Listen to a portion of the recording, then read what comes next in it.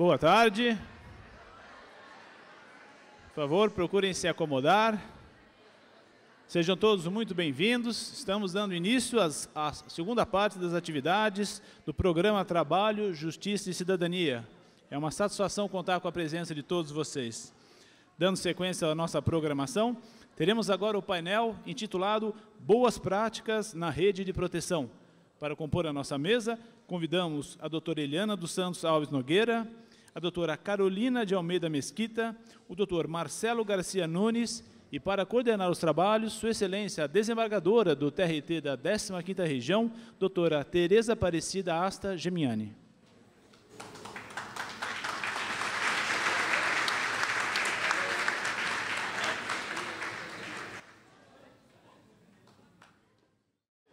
Boa tarde a todos. Sejam muito bem-vindos, os professores, os alunos, os aprendizes. Cumprimento meus colegas de mesa, doutora Carolina de Almeida Mesquita, procuradora do Trabalho da Procuradoria Regional do Trabalho da 15ª Região, doutora Eliana dos Santos Alves Nogueira, juíza do Trabalho do TRT da 15ª Região, e doutor Marcelo Garcia Nunes, juiz do Trabalho do TRT da 15ª Região.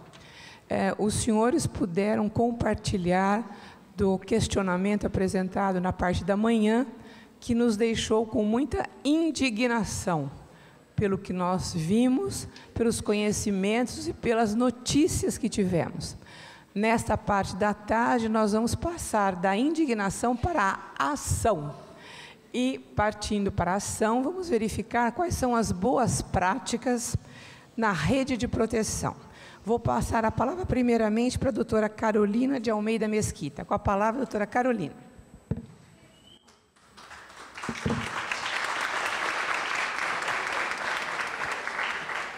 Boa tarde a todos. Eu sou Carolina, eu sou procuradora do Trabalho no Ministério Público do Trabalho em São José dos Campos. Então, nós atuamos em toda essa região aqui do Vale do Paraíba e o litoral norte. Eu vou já pedir desculpas porque eu vou ter que sair um pouquinho antes, vou falar só 15 minutinhos porque eu tenho uma audiência pública lá em São José, então vou falar um pouco sobre as práticas do nosso MPT aqui na região e vou ter que me retirar. E os colegas certamente vão poder complementar depois, eventualmente, alguma outra informação, dúvidas que vocês tenham no final aqui das palestras. Eu não sei se todos vocês têm noção assim, do que é o Ministério Público do Trabalho. O que é que um procurador do trabalho, como que ele atua, né? Nós aqui estamos em procuradores e em juízes do trabalho. O Ministério Público do Trabalho, ele atua muito firmemente, de uma forma extrajudicial, ou seja, antes de ajuizar ações na Justiça, a gente tenta extrajudicialmente, através, inclusive, de promoções sociais, de atos promocionais, combater diversas formas de trabalho infantil, trabalho escravo, a gente combate a questão a gente atua na prevenção dos acidentes de trabalho. E nessa parte do trabalho infantil, nós temos diversos projetos, Eu vou destacar um projeto que inclusive o município de Aparecida aderiu. Acho que a secretária não está aqui ainda, que eu queria confirmar com ela, mas eu sei que eles aderiram, o município de Aparecida aderiu ao projeto MPT na escola. Elegeram alguns instrutores, professores da rede pública que foram em Campinas participar da capacitação desse projeto, que é muito parecido com esse projeto do Tribunal, do Justiça e Cidadania, que é capacitar os professores para que se tornem multiplicadores dentro da sua área da educação, dentro das escolas. E o Procurador do Trabalho, ele forneceu todo o material para o município de Aparecida, cartilhas, gibis, tanto material didático como material para trabalhar em sala de aula o tema. Então, esse projeto dentro da área da educação, para mim, é o que consegue atingir mais pessoas, Porque o professor ele vai ter acesso a toda a informação no que diz respeito a trabalho infantil e vai poder trabalhar isso na sala de aula. Depois que trabalhar isso na sala de aula, os alunos eles vão poder produzir. Você estava lá na capacitação em Campinas, né? E vocês receberam todo o material, tanto material para instrução do professor, como aquele para passar para os alunos, né?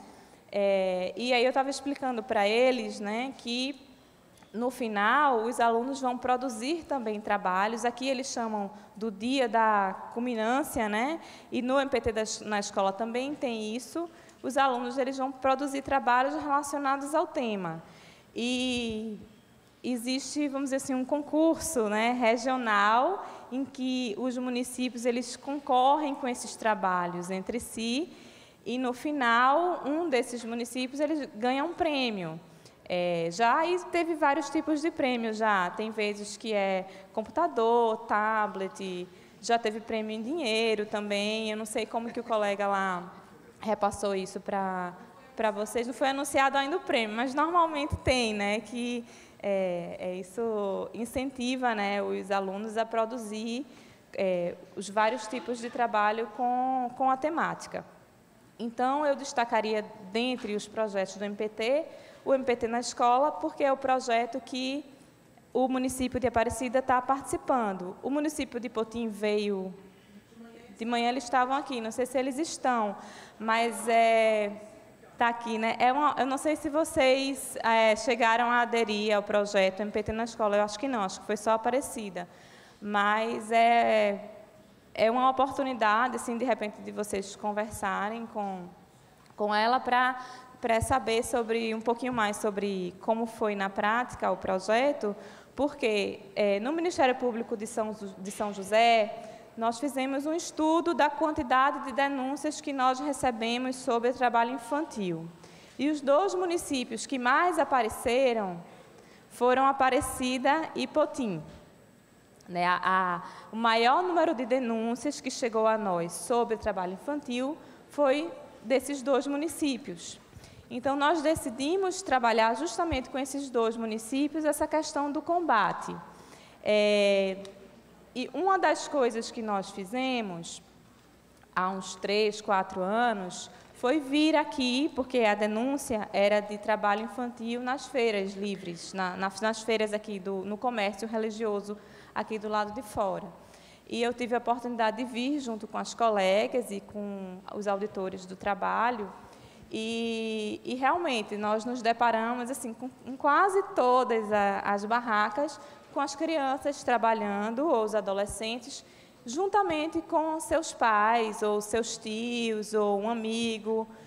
Eu acredito que seja uma coisa muito comum, né? Eu tive até notícia que tem alguns professores que têm banca também na feirinha, né? E que convivem, eu acho que todo mundo convive com esse comércio e vê essa situação, né? E foi muito difícil a fiscalização, porque eles se assustaram um pouco, né, com a nossa presença e com a abordagem, porque é como se aquilo tudo fosse muito, muito comum, normal, assim, né? Por que você está me abordando, perguntando se meu filho está aqui trabalhando comigo? É meu filho, eu trago ele, né, como se fosse uma coisa muito normal. E na nossa cultura, isso de fato é comum. E o que eu estava comentando com os colegas, que é o que mais difícil é mudar, é justamente essa cultura familiar e de toda a sociedade, de que é comum, é normal você trazer a criança ali para trabalhar com você. E é justamente nesse ponto que a gente precisa contar com a ajuda dos professores, porque você consegue estar mais próximos das famílias.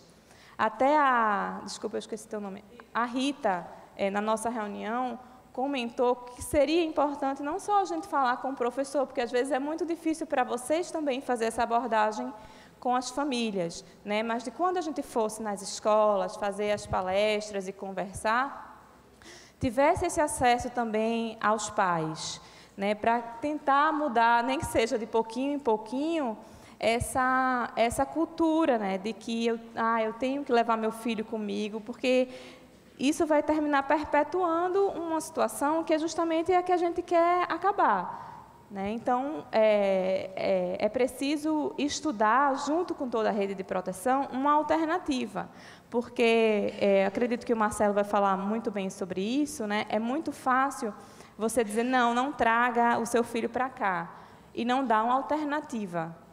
É preciso que a gente converse e tenha essa rede de apoio muito integrada para que a gente consiga estudar alternativas para essas crianças e adolescentes que querem trabalhar na feira, por exemplo, nos finais de semana para ganhar o seu trocadinho. E aí entra um outro projeto do MPT, que também é muito interessante, um pouco mais complexo, mas que é o das políticas públicas, né, de incentivar as políticas públicas dentro do município, para que exista dentro do município essas alternativas, seja com escola em tempo integral, ou algo relacionado ao esporte. E isso a gente só consegue realmente, né, conversando com cada um, vendo como que pode trabalhar isso dentro do município. Isso tudo eu estou falando numa atuação extrajudicial, mas eu queria chamar a atenção aqui também, né, para o nosso papel, de quando nos depararmos com uma situação dessa, a gente precisa apontar o responsável. Então, aquela pessoa que está na banca e que leva uma criança para trabalhar, seja da família ou não, ela tem responsabilidade. Vai ter uma responsabilidade, né, tanto do aspecto trabalhista, como no aspecto do Estatuto da Criança e do Adolescente. Eu já chamei muitos pais e empresários e pequenos empresários para uma reunião, uma audiência no Ministério Público, para conversar com eles sobre essas responsabilidades, porque quando o Ministério Público não consegue resolver, fazendo um acordo ali com essas pessoas, não, olha, você não é proibido esse trabalho, a gente tem a possibilidade de ajuizar ações em face das empresas ou da pessoa física que insiste em continuar com crianças e adolescentes ali trabalhando para ele. Então, é importante que cada um tenha consciência também da sua responsabilidade, porque a gente, como órgão de proteção à criança, a gente tenta fazer todo esse trabalho social, né, que antecede a uma eventual ação judicial, mas é importante que vocês saibam que existe também essa possibilidade de ação judicial, tanto contra o município, para cobrar do município políticas públicas relacionadas ao trabalho infantil, como das pessoas que submetem as crianças ao trabalho infantil.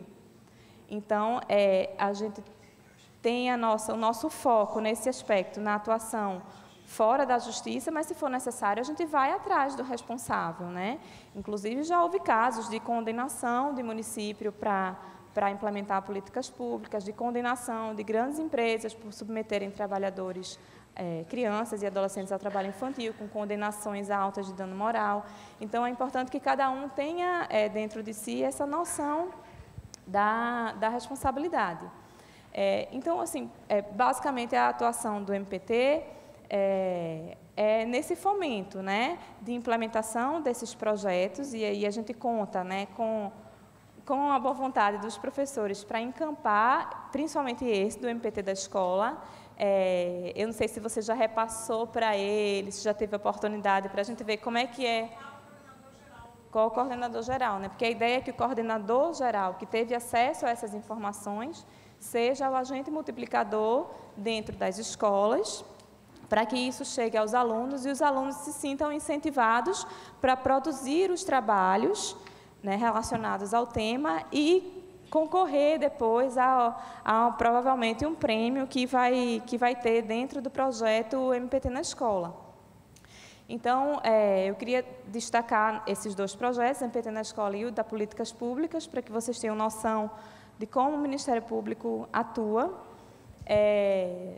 E também que vocês tenham ciência, além do Disque 100, que vocês podem denunciar, vocês podem denunciar também diretamente trabalho infantil no Ministério Público lá de São José, ou da PRT 15, né, da 15ª região, porque a gente tem o dever de procurar saber, de investigar esse caso que chega a nós. Nós vamos investigar através de diligências, ou vamos acionar o Conselho Tutelar, ou vamos acionar o auditor fiscal do trabalho, para que a gente chegue naquele foco do trabalho infantil e veja o que é que pode ser feito ali extrajudicialmente, né? Ou seja, antes de ajuizar uma ação.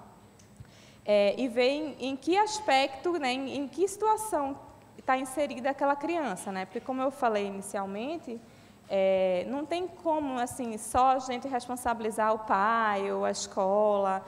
A gente precisa acionar toda a rede de proteção e conseguir fornecer uma alternativa para aquela criança e adolescente. Para a gente chegar nessa alternativa, a gente precisa que todos vocês contribuam com ideias, entendeu? Porque vocês estão próximas desses alunos, aqui em Aparecida ou lá em Potim. Né? O que é que poderia ser uma alternativa? Né? O que é que poderia ser feito?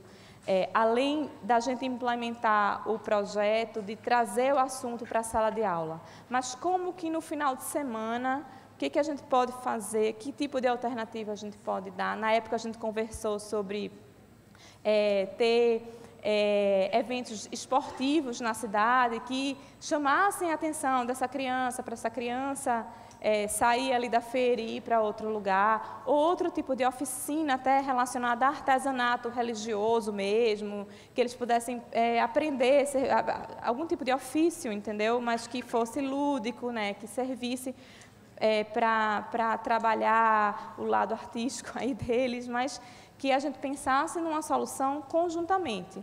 Né?